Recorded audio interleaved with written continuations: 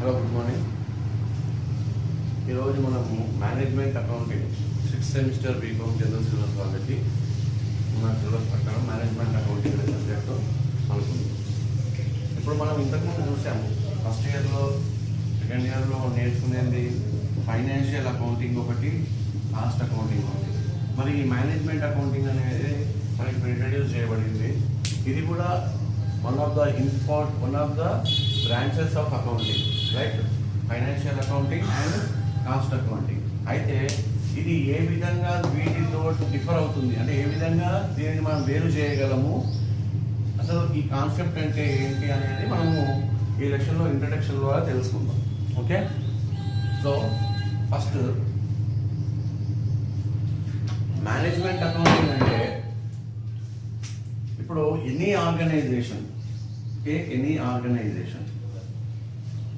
కొంచెం considerable size ఉండాలి, అంటే కొంచెం సైజు పెద్దదై ఉండాలి.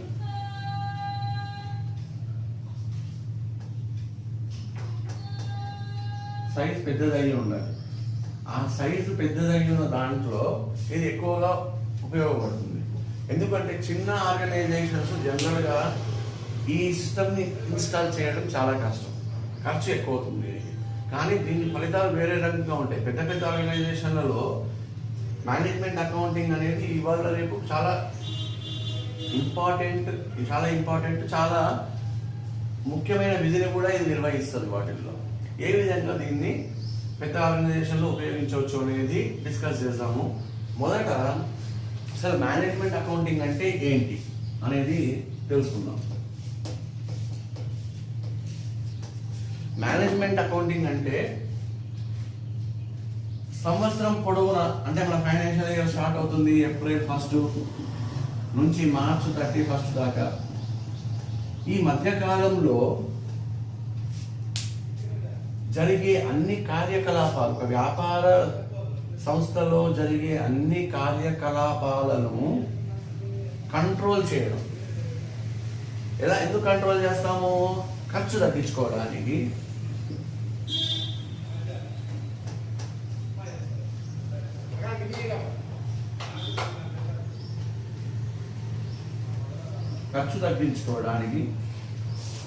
తర్వాత ఎందుకు? రిపోర్టింగ్ కోసం, అంటే ఎప్పుడు ఏం జరుగుతుంది అని రిపోర్టింగ్ కోసము. ఆ తర్వాత ఎఫిషియన్సీ, సామర్థ్యం పెంచుకోవడానికి, పనిచేసే సామర్థ్యం పెంచుకోవడానికి. ఇంకొకటి కోఆర్డినేషన్, అంటే డిఫరెంట్ డిపార్ట్మెంట్స్ మధ్యలో కోఆర్డినేషన్ని సాధించడానికి. తర్వాత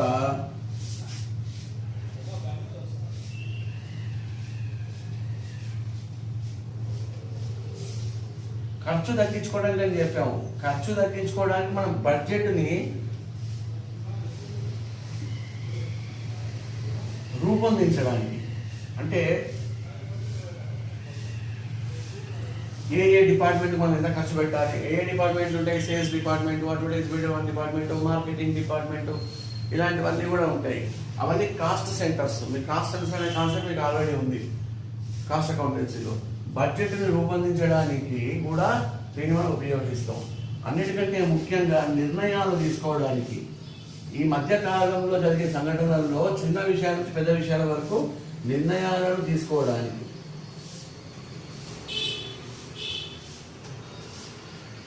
ఇంకా అల్టిమేట్గా కంట్రోల్ చేయడానికి, ఆర్గనైజేషన్ని కంట్రోల్గా వృద్ధి చెందించడం. ఈ కంట్రోల్ అనేది అన్నిటి దగ్గర వస్తుంది. ఖర్చును తగ్గించుకునే దగ్గర కంట్రోల్ ఉండాలి, రిపోర్ట్ చేసే దగ్గర కంట్రోల్ ఉండాలి, మా సామర్థ్యాన్ని ఎఫిషియన్సీ పెంచడానికి ఉండాలి, కోఆర్డినేషన్ సాధించడానికి ఉండాలి, బడ్జెట్ని రూపొందించడానికి ఉండాలి, నిర్ణయాలు తీసుకోవడానికి ఉండాలి. అయితే జనరల్గా ఎవరు పర్ఫామ్ చేస్తారు ఈ ఫంక్షన్స్ అన్నీ? ఒక్కొక్క డిపార్ట్మెంట్ ఒక్కొక్కటి చేస్తుంది. కానీ కంట్రోల్ అనేది, కోఆర్డినేషన్ అనేది మాత్రము ఆర్గనైజేషన్ ఎప్పుడు ఇలా ఉంటుంది.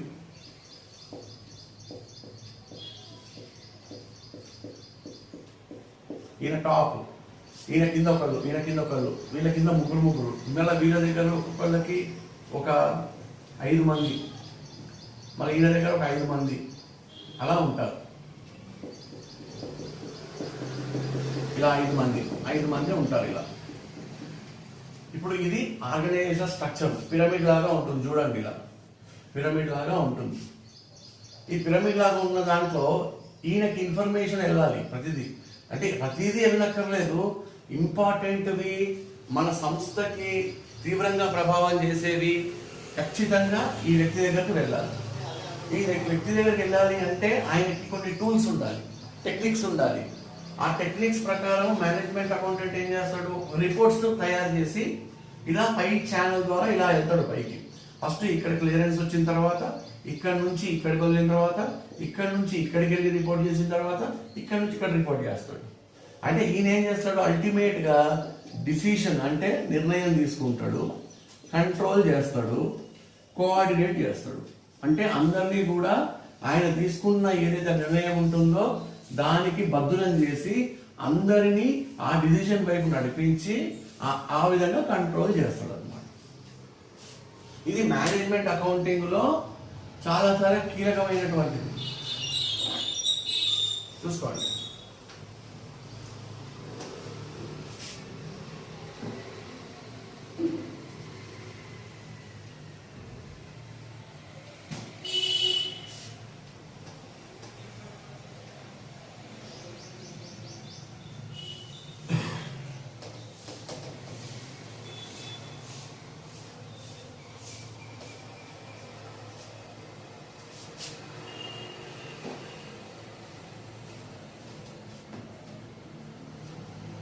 ఇప్పుడు మేనేజ్మెంట్ అకౌంటింగ్ గురించి మీకు ఇంకా వివరంగా తెలియాలి అంటే ఫస్ట్ ఫైనాన్షియల్ అకౌంటింగ్ గురించి తెలియాలి.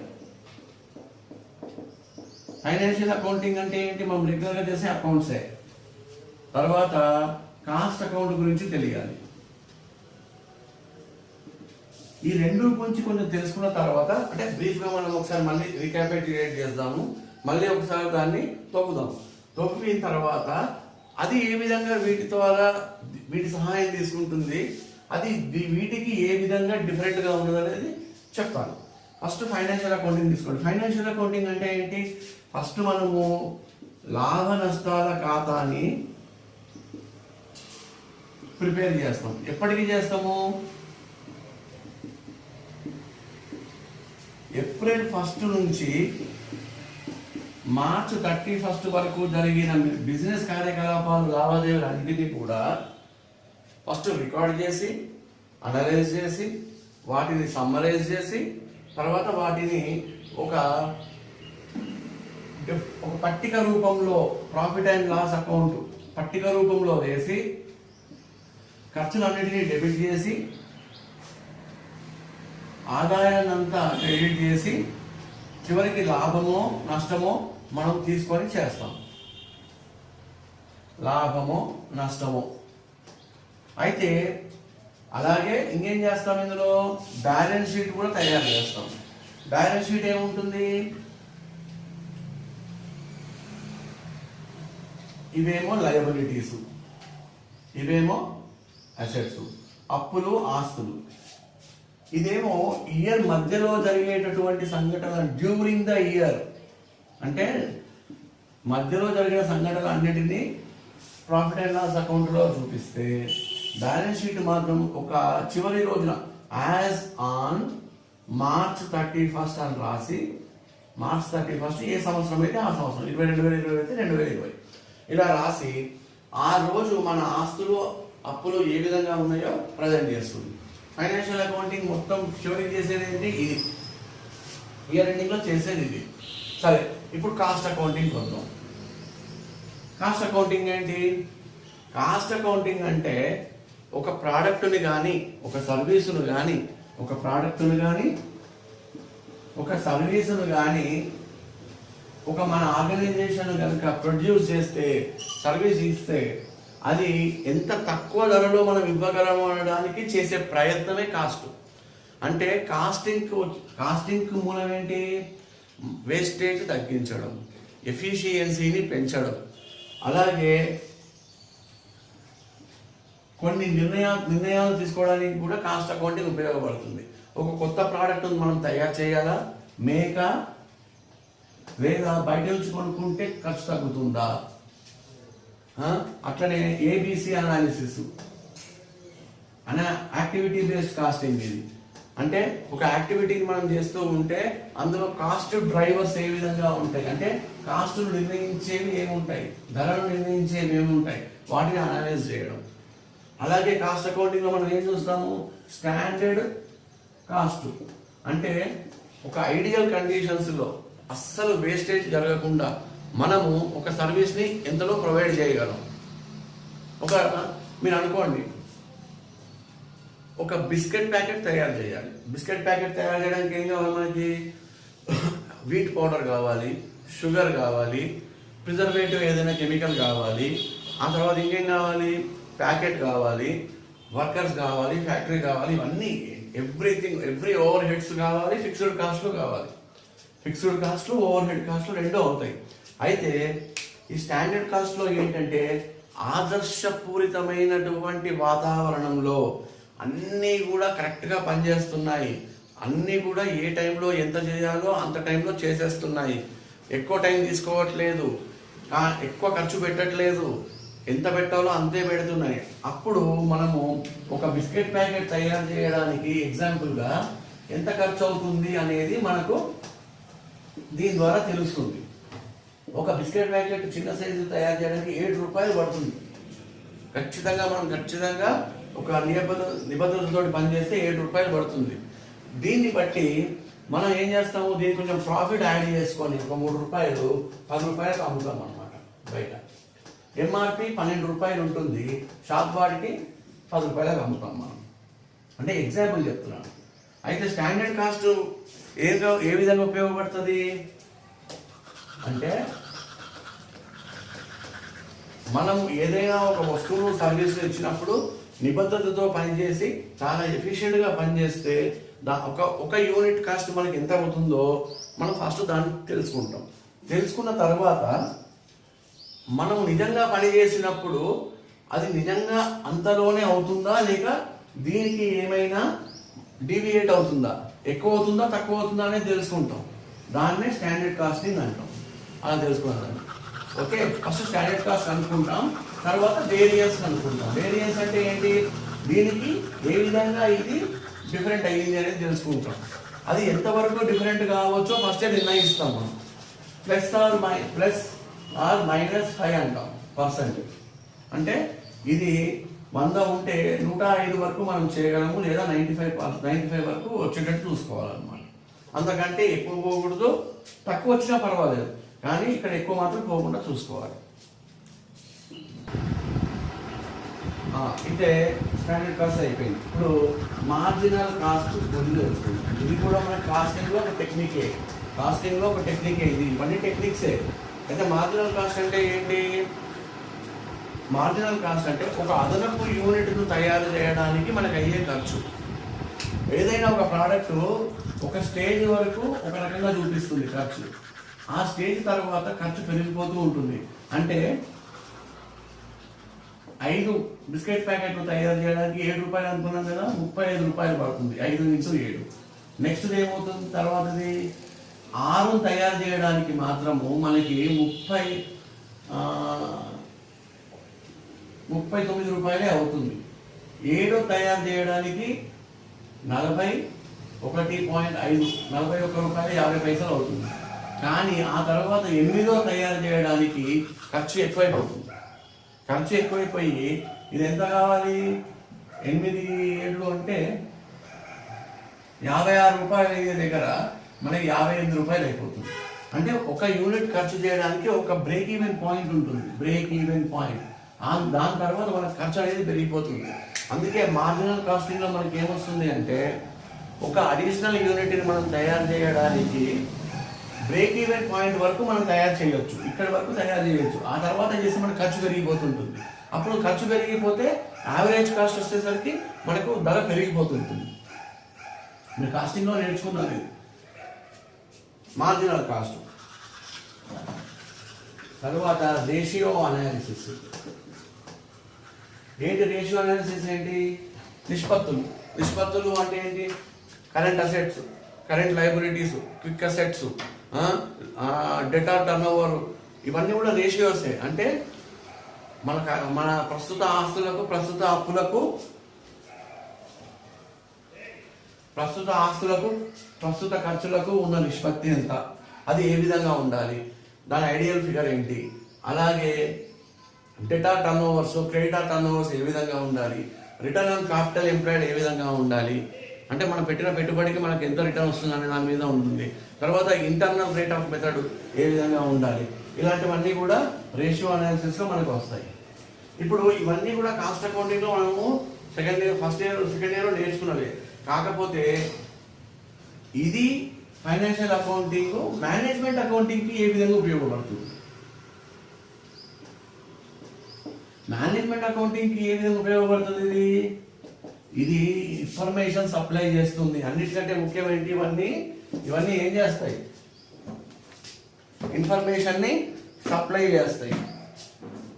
దేనికి ఇన్ఫర్మేషన్? మేనేజ్మెంట్ అకౌంటెంట్కి ఇన్ఫర్మేషన్ని సప్లై చేస్తాయి. ఇవన్నీ ఫిగర్స్ కదా, నెంబర్స్లో ఉంటాయి కదా. క్వాంటిటేటివ్ డేటా ఇది. ఈ క్వాంటిటేటివ్ డేటా అనేది it will supply that particular information which is useful to the management accountant who in turn do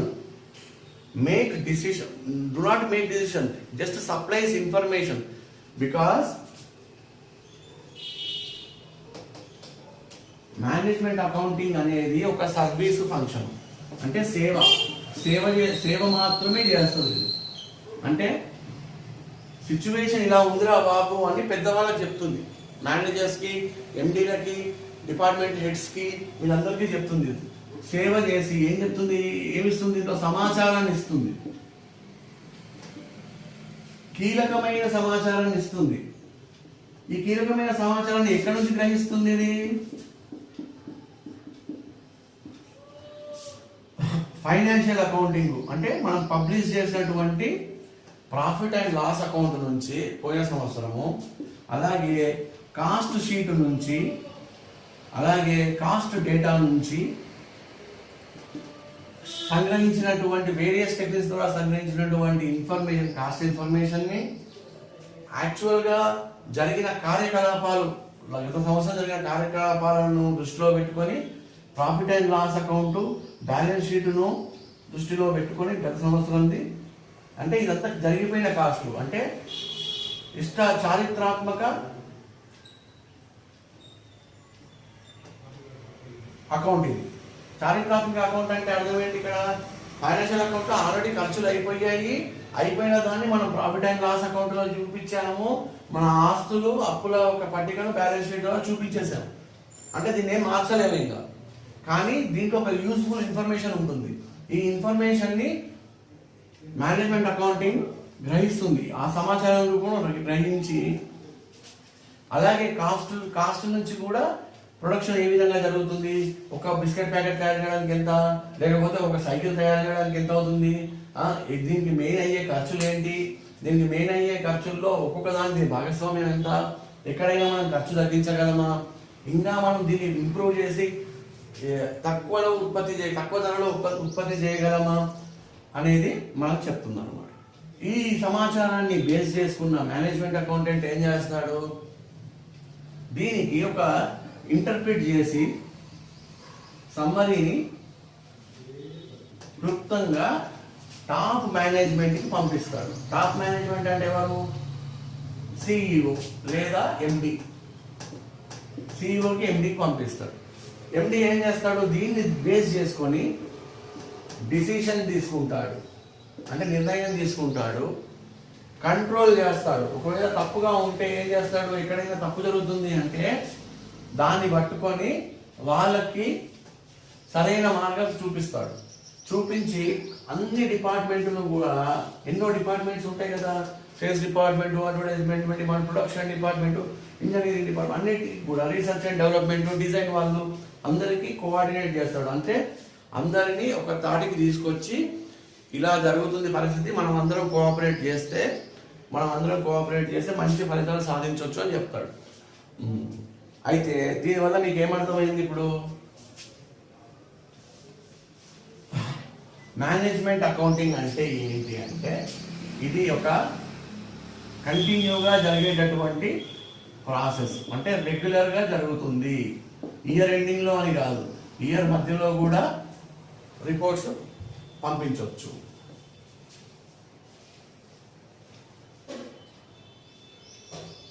ఇది మేనేజ్మెంట్ అకౌంటింగ్ అనేది చట్టబద్ధంగా కంపల్సరీ కాదు, అంటే చట్టబద్ధంగా దీన్ని ప్రిపేర్ చేయడం అనేది కంపల్సరీ అవసరం. చట్టబద్ధంగా ఇది కంపల్సరీ కాదు.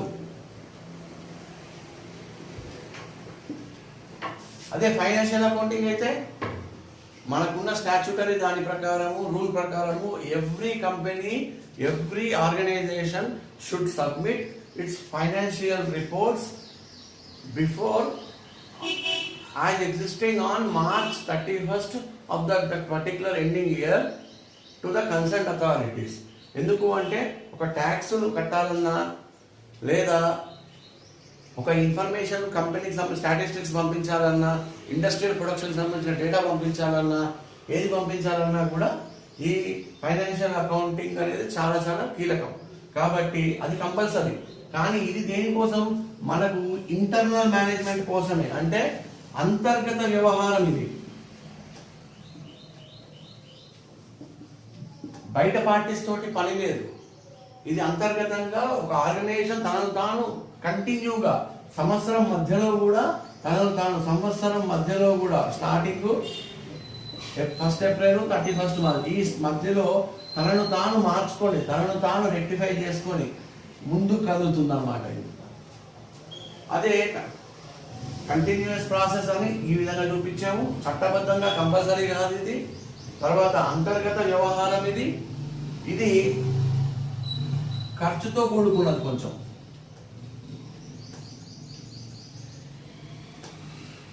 ఎందుకు అంటే ఇది మనం ఇన్స్టాల్ చేయాలి ఆర్గనైజేషన్లో అంటే ఎన్నో లేయర్స్లో చేయాలి, ఎన్నో డిపార్ట్మెంట్స్లో ఎన్నో లేయర్స్లో చేయాలి. అక్కడ స్టాఫ్ను పెట్టాలి, రీసెర్చ్ని పెట్టాలి, పెట్టి ఎప్పటికప్పుడు రిపోర్ట్స్ తీసుకోవాలి, రిపోర్ట్స్ సంగ్రహించాలి, దాన్ని ఫామ్లో పెట్టి టాప్ మేనేజ్మెంట్కి అందజేయాలి. కాబట్టి అక్కడ మన ఖర్చు కొంచెం అవుతుంది. ఇక్కడ చిన్న చిన్న ఆర్గనైజేషన్కి జనరల్గా ఇది పనికిరాదు, పెద్ద ఆర్గనైజేషన్కి బాగా పనిచేస్తుంది. ఇంకేమున్నాయి మేనేజ్మెంట్ అకౌంటింగ్లో మనం చూడవలసినవి? ఇది ఒకటే కాదు,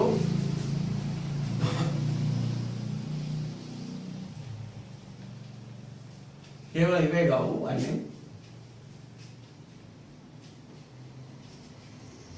కాస్ట్ పరంగా చూసుకున్నా కూడా ఎక్కడ ఖర్చు ఎక్కువ అవుతుంది, ఏమేమి కాస్ట్ డ్రైవర్స్ ఉన్నాయి యాక్టివిటీస్లో, మనం చేసే బిజినెస్ యాక్టివిటీస్లో కాస్ట్ డ్రైవర్స్ అంటే ఒక పని చేయబడితే అది ఖర్చు అవుతుంది. ఆ ఖర్చును ఏ విధంగా తగ్గించుకోవాలి, మనము ఎంత బల్క్లో స్టాక్ కొనాలి, ఎంత మాత్రం ప్రొడక్షన్ చేయాలి, అంతకంటే ఎక్కువ ప్రొడక్షన్ చేయొచ్చా చేయకూడదా, ఇట్లాంటి నిర్ణయాలన్నీ కూడా మేనేజ్మెంట్ అకౌంటింగ్ కాస్ట్ డేటా ద్వారా తెలుసుకుంటారు. దానికి వేరే వేరే టెక్నిక్స్ ఇంతకుముందు చూపించినట్టు ratio analysis, marginal costing, standard costing, comparative size statements, తర్వాత fund flow statement, cash flow statement, అన్నీ A to Z మేనేజ్మెంట్ అకౌంటింగ్కి చాలా దోహదపడతాయి. అయితే మేనేజ్మెంట్ అకౌంటింగ్ అంటే మనము సేవ, ఫస్ట్ది అది సేవ మాత్రమే ఇచ్చేది. కీలక సమాచారాన్ని సేకరిస్తుంది. ఆ సమాచారాన్ని సమ్మరీ రూపంలో క్లాసిఫై చేసి విభజించి దాన్ని క్లుప్తంగా తయారు చేసి దాన్ని టాప్ మేనేజ్మెంట్ CEO కానీ MD కానీ పంపుతుంది. ఆ టాప్ మేనేజ్మెంట్ ఏం చేస్తుంది? డిసిజన్ తీసుకుంటుంది, కంట్రోల్ చేస్తుంది, కోఆర్డినేషన్ చేస్తుంది. ఇది మెయిన్ ఫంక్షన్ మేనేజ్మెంట్ అకౌంటింగ్.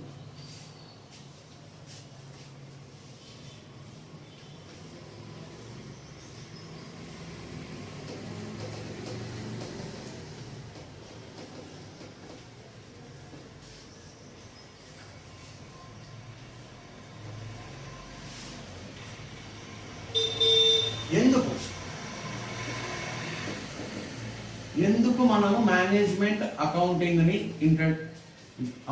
ఉపయోగపడుతుంది?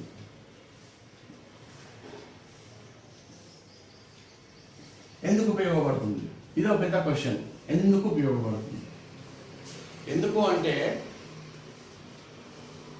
ప్రస్తుతం మన ఆర్గనైజేషన్లో జరిగే లావాదేవీలు, కార్యకలాపాలు, ఖర్చులు, తర్వాత మనకు ఫ్యూచర్లో వచ్చే ఆదాయం, మనం తయారు చేసిన దాన్ని బట్టి మన కాస్ట్ను, వీటిని అన్నిటిని నిర్ణయించేది ఇది మేనేజ్మెంట్ అకౌంటింగ్ ద్వారా, దానికి ఉన్న టెక్నిక్స్ ద్వారా, టూల్స్ ద్వారా మనం తెలుసుకుంటాం.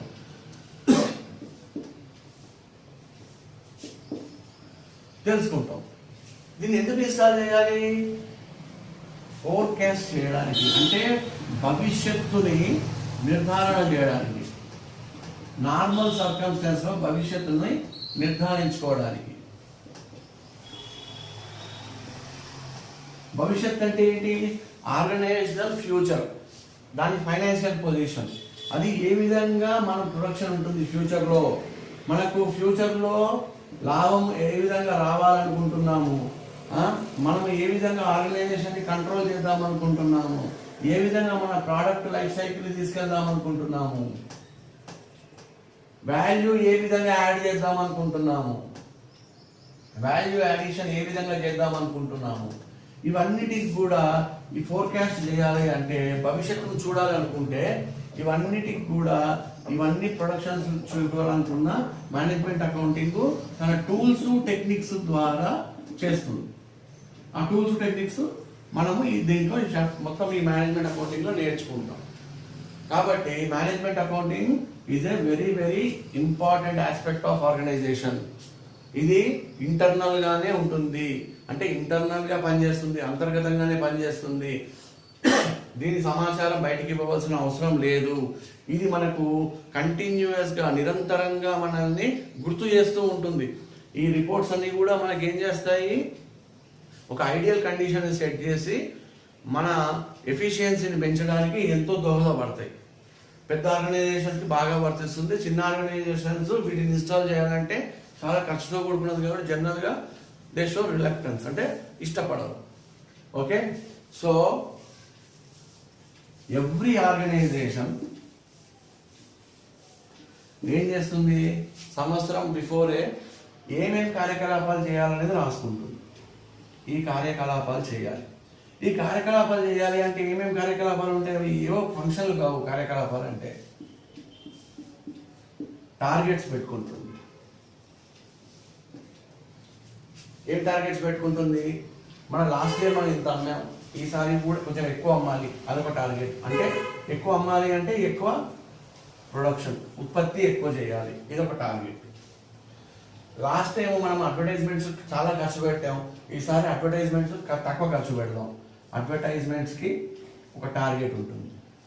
అలాగే మనది మిగతా మనలాంటి కంపెనీస్ తోటి పోల్చుకుంటే మనము రీసెర్చ్ అండ్ డెవలప్మెంట్, అంటే రీసెర్చ్ అండ్ డెవలప్మెంట్ దాంట్లో మనం తక్కువ ఖర్చు పెడుతున్నాం, ఈసారి కొంచెం ఎక్కువ ఖర్చు పెట్టాలి, ఇది ఎక్కువ ఖర్చు పెట్టాలి, ప్రొడక్షన్ని పెంచాలి, అడ్వర్టైజ్మెంట్ను తగ్గించుకోవాలి.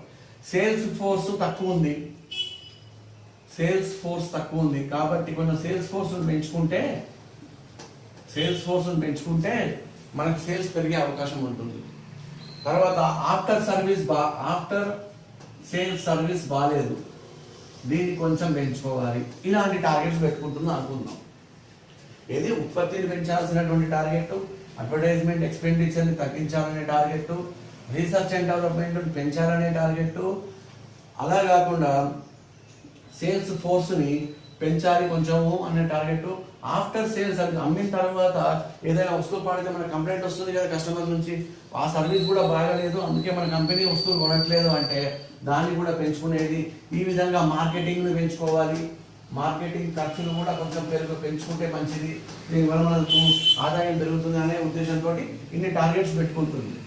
అంటే ఇక్కడ ప్రతి దగ్గర ఖర్చే, ఇది ఒక కాస్ట్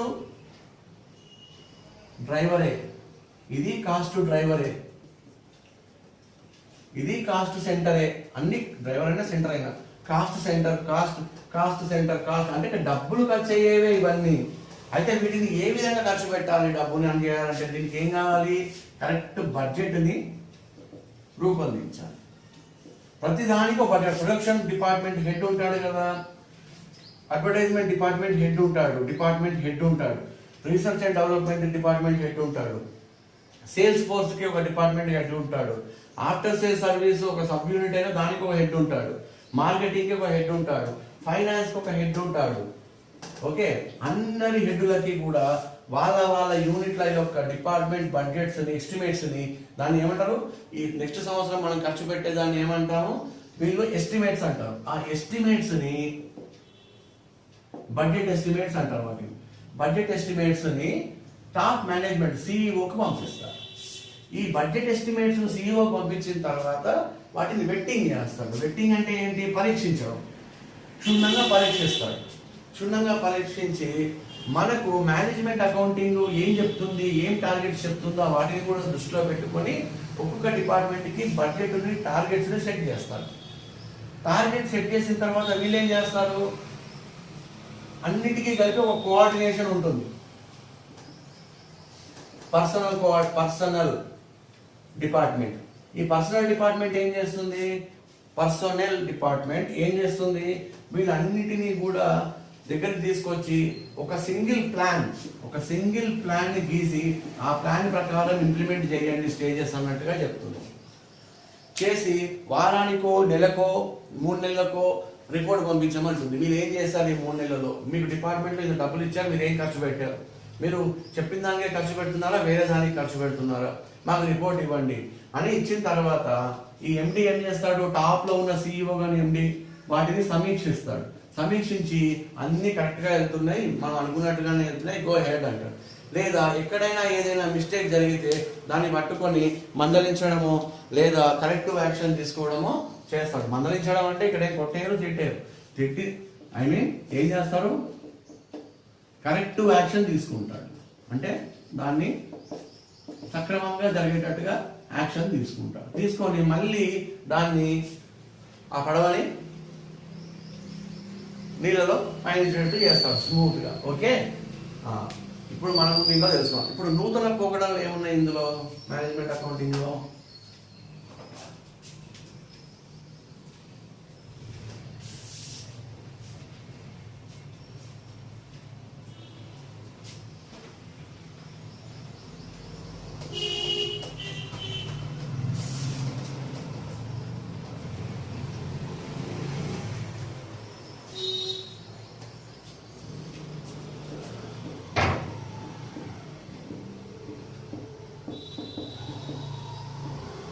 అంటే కరెంట్ ఛాలెంజెస్ అనమాట నూతన పోకడలు అంటే. కరెంట్ ఛాలెంజెస్ ఏమున్నాయి వీటిలో,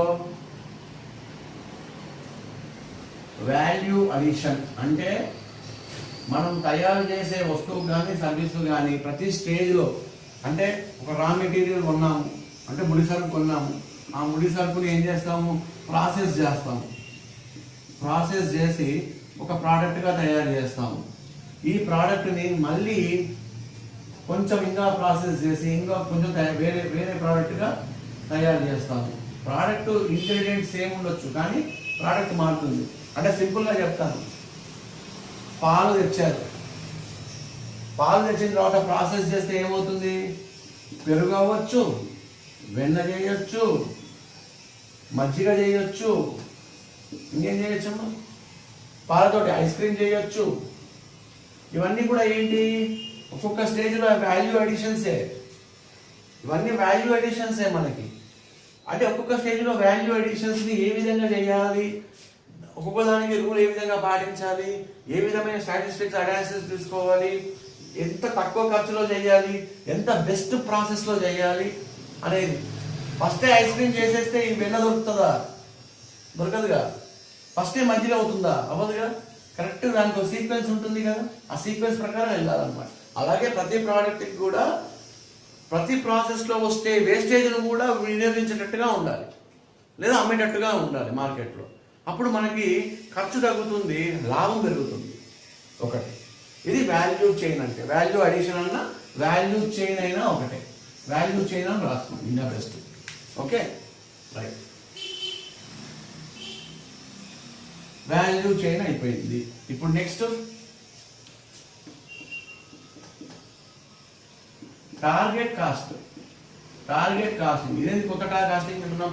మార్జినల్ కాస్టింగ్ విన్నాము, మళ్ళీ ఇంకా స్టాండర్డ్ కాస్టింగ్ అయినప్పుడు టార్గెట్ కాస్టింగ్ ఏంటి అంటే జనరల్గా మనము ఇప్పుడు ఇప్పుడు మోడర్న్ ఇదేని వదిలేస్తే పూర్వకాలం వరకు అంటే మొన్న దశాబ్దం వరకు కూడా ఏ విధంగా ఉండేది అంటే ఏదైనా మనము వస్తువును తయారు కానీ సేవను తయారు చేస్తే వస్తువుని కానీ సేవని అందించినట్టయితే దానికి ఫస్ట్ మనం ఏం చేసేవాళ్ళము, ఫస్ట్ దీనికి అయ్యే ఖర్చు అంటే కాస్ట్ను పరిగణలోకి తీసుకునేవాళ్ళం. ఫస్ట్ దీనికి కూడా అంతే, కాస్ట్ను తీసుకునేవాళ్ళం. అంటే మనము ఒక చాక్లెట్ తయారు చేయాలి అంటే దానికి ఏమేమి కావాలో అన్నిటిని తీసుకొని ఖర్చు ఎంత అవుతుందో అన్నిటిని గ్రహించి అన్ని తయారు చేయడానికి ఎంత అవుతుందో కాస్ట్ను గ్రహించేవాళ్ళు. ఆ తర్వాత దీనికి లాభాన్ని కలిపేవాళ్ళు. ఫస్టే కలుపుతాం అన్నమాట. కలిపిన తర్వాత దీన్ని ఎంఆర్పిని నిర్ణయిస్తాం. అంటే గరిష్ట చిల్లర ధర నిర్ణయిస్తాం. ఈ రెండింటిని కలిపి ఇలా నిర్ణయించేస్తాం అన్నమాట. ఇది 10 ప్లస్ ఇది ఒక 2 అయితే 12 అని నిర్ణయించేస్తుంది. దీన్ని ఇంతకు అమ్ముకోవచ్చు. కానీ ఇప్పుడు ఇది మారింది.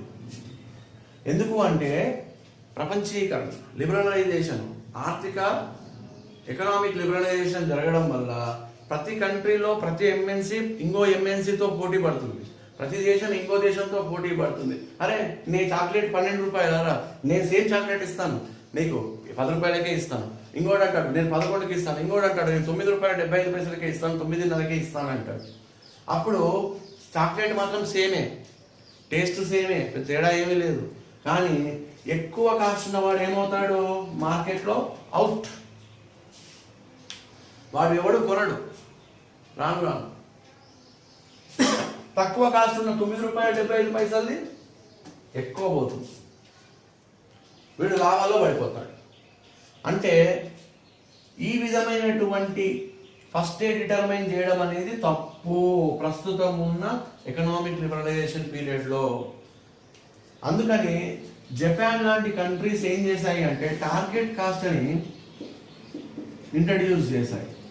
జపాన్లోని టయోటా కంపెనీ 1970లోనే ఇది ఇంట్రడ్యూస్ చేసింది. 1970లో ఏం చేసింది అప్పుడు, ఇలా ట్రెడిషనల్ మెథడ్, సంప్రదాయబద్ధమైనటువంటి కాస్ట్ దానికి లాభాన్ని కలుపుకొని మీరు అమ్ముకుంటారా బాబు, ఇది వర్కౌట్ అవ్వదు, అంతర్జాతీయంగా ఇది వర్కౌట్ అవ్వదు. కాబట్టి నేనేం చేస్తానంటే టార్గెట్ కాస్ట్ ఫస్టే చెప్తాను. టార్గెట్ అంటే కాస్ట్ అంతకు మించి దాటకూడదు, కానీ క్వాలిటీ మాత్రం అంతే ఉండాలి. అదే సేమ్ డైరీ మిల్క్ చాక్లెట్ ఉండాలి. కానీ బయట 10 రూపాయలు అమ్ముతున్నారు, 10 రూపాయలు కాదు, మనం 8 రూపాయలకే అమ్మాలి దాన్ని అన్నప్పుడు ఏమవుతుంది, ఇక్కడ క్వాలిటీలో నాణ్యతలో నో కాంప్రమైజ్, లాభంలో మనం అమ్మితే వచ్చే లాభంలో నో కాంప్రమైజ్. కానీ దేనిలో కాంప్రమైజ్ కావాలి, కాస్ట్లో కాంప్రమైజ్ కావాలి. కాంప్రమైజ్ పాజిటివ్గా కావాలి, కాంప్రమైజ్ కాస్ట్లో కావాలి. ధర తగ్గించాలి అంటే పాజిటివ్గా రెస్పాండ్ అవ్వాలి. ఇందులో పాజిటివ్గా రెస్పాండ్ అంటే కాస్ట్ను తగ్గించాలి అంతే. అది నువ్వు ఏ విధంగా తగ్గిస్తావు అనేది వాళ్ళ టెక్నిక్స్ తోటి, ఈ ఇప్పుడు చెప్పిన కాస్ట్ టెక్నిక్స్ తోటి చూసి తెలుసుకున్నారు. వాళ్ళు తెలుసుకొని ₹1 తగ్గినా 10 రూపాయల దగ్గర ₹0.5 తగ్గినా కూడా ఎంతో కోట్ల రూపాయల తేడాలో, మిలియన్స్ తేడాల్లో సేల్స్ మారిపోతాయి. కాంపిటీషన్ అట్లా ఉంది బయట. కాబట్టి టార్గెట్ కాస్టింగ్ అంటే అది సంప్రదాయబద్ధమైనది కాదు, కాస్ట్ ప్లస్ ప్రైస్ కాదు. ఫస్టే దాన్ని నిర్ణయిస్తాం అన్నమాట. ప్రోడక్ట్ తయారు కాకముందే ఇంతలోనే అయిపోవాలని నిర్ణయించేదే టార్గెట్ కాస్టింగ్. మూడవది జస్ట్ ఇన్ టైం అంటే ఏంటి, కరెక్ట్ సమయానికి వచ్చాను రా బాబు ఈరోజు. జస్ట్ ఇన్ టైం అంటే ఏంటి, కరెక్ట్ సమయానికి అని, కరెక్ట్ సమయానికి, అరే నేను జస్ట్ ఇన్ టైం సమయానికి వచ్చాను రా బాబు అంటే ఇక్కడ మనకు దీంట్లో అర్థం ఏంటి అంటే జస్ట్ ఇన్ టైం అంటే సమయానికి వచ్చానని కాదు. ఇక్కడ జస్ట్ ఇన్ టైం డిసిషన్. దేనికి సంబంధించిన డిసిషన్స్, స్టాక్కు సంబంధించిన డిసిషన్స్. మనము స్టాక్ కొనుక్కుంటాం, స్టాక్ కొనుక్కుంటే డబ్బులు ఇవ్వాలి, స్టాకులు పెట్టుకోవడానికి గోడౌన్ ఉండాలి, అంటే స్టాక్ కొనుక్కోవడానికి డబ్బులు ఉండాలి, గోడౌన్లో పెట్టడానికి డబ్బులు ఖర్చు పెట్టాలి. మళ్ళీ ఈ రెండు కూడా వేస్ట్ కదా. స్టాక్ మనకు అవసరమే, ఎంతవరకు అవసరం అది మనం ప్రొడక్షన్ మన కెపాసిటీని బట్టి మనం స్టాక్ తెప్పించుకోవాలి, అలాగే మార్కెట్ డిమాండ్ని బట్టి తెప్పించుకోవాలి. ఓకే, ఇప్పుడు కూల్ డ్రింక్స్ ఉన్నాయి, సమ్మర్లో డిమాండ్ బాగుంటుంది, మార్కెట్ డిమాండ్, కాబట్టి ఎక్కువ స్టాక్ తెప్పించుకుంటాడు, ఎందుకంటే వేగంగా వెళ్ళిపోతాయి. అదే చలికాలం ఎక్కువ స్టాక్ తెప్పించుకోవాల్సిన అవసరం లేదు, కొంచెం తగ్గించుకొని తెప్పించుకోవాలి. అంటే అప్పుడు ఉన్న వాతావరణ స్థితిని బట్టి, మార్కెట్ డిమాండ్ని బట్టి, మార్కెట్ కండిషన్ని బట్టి డిసిషన్స్ తీసుకోవాలి. ఎక్కువ స్టాక్ తెప్పించుకున్నాడు అనుకుందాం, అవి ఐడిల్గా ఉంటాయి, ఐడిల్ అంటే ఖాళీగా ఉండిపోతాయి గోడౌన్లో. ఖాళీగా ఉన్నందుకు ఏముంటుంది, రిస్క్ ఎక్కువైపోతుంది మనకి. దేనికి రిస్క్ అవుతుంది, రెంట్ రిస్క్ అవుతుంది, థ్రెట్ ఉంటుంది, ఆబ్సోలెన్స్ ఉంటుంది. ఆబ్సోలెన్స్ అంటే పాతబడిపోవడం, కుళ్ళిపోవడం, అలాంటివి జరుగుతాయి. ఇంకేం థ్రెట్ ఉంటుంది, థెఫ్ట్ అంటే దొంగలించబడవచ్చు, దీనికి పెట్టుకోవడానికి రెంట్ కట్టుకోవాలి, పాతబడ్డందుకు పాడేయవలసి వస్తుంది, ఎక్స్పైర్ అయిపోతుంది. ఇన్ని రిస్కులు ఉంటాయి. ఆ రిస్కులన్నీ తగ్గించుకోవడానికి జస్ట్ ఇన్ టైం అనే కాన్సెప్ట్ తీసుకొచ్చారు. దీన్ని మెటీరియల్ మేనేజ్మెంట్లో వస్తుంది, మీకు కాస్ట్లో మెటీరియల్ మేనేజ్మెంట్ ఆల్రెడీ చదువుకున్నాను మీరు. దాన్ని just in time, order level quantity, reorder quantity, ఇవన్నీ కూడా మెటీరియల్ మేనేజ్మెంట్లో వస్తుంది. You had gone through it in the previous year in the subject cost accounting. Okay,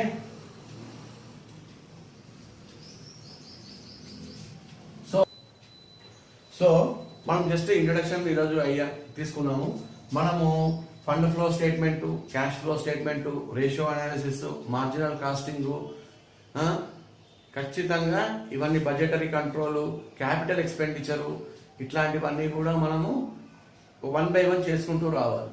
fund flow statement next క్లాస్లో start అవుతుంది, be ready. ఇది only introduction మాత్రమే. Management accounting అంటే మీకు స్టార్టింగ్ ఇంట్రడక్షన్ చెప్పాము, అది ఏ విధంగా ఫైనాన్షియల్ అకౌంటింగ్కి, కాస్ట్ అకౌంటింగ్కి వేరుగా ఉంటుంది, దీని ఆబ్జెక్టివ్ ఏంటి, లెర్నింగ్ ఆబ్జెక్టివ్ ఏంటి, దీన్ని మనం ఎందుకు నేర్చుకుంటున్నాము, ఇది మనకి ఏ విధంగా ఉపయోగపడుతుంది అనేది ఈ క్లాస్లో చెప్పడం జరిగింది. నెక్స్ట్ క్లాస్లో ఫండ్స్ ఫ్లో స్టేట్మెంట్ చెప్తాము, డిస్కస్ చేద్దాం దీని గురించి. ఓకే, చాలా ఇంట్రెస్టింగ్గా ఉంటుంది ఫండ్స్ ఫ్లో స్టేట్మెంట్ గురించి నెక్స్ట్ క్లాస్లో చూద్దాం. Okay, till then by.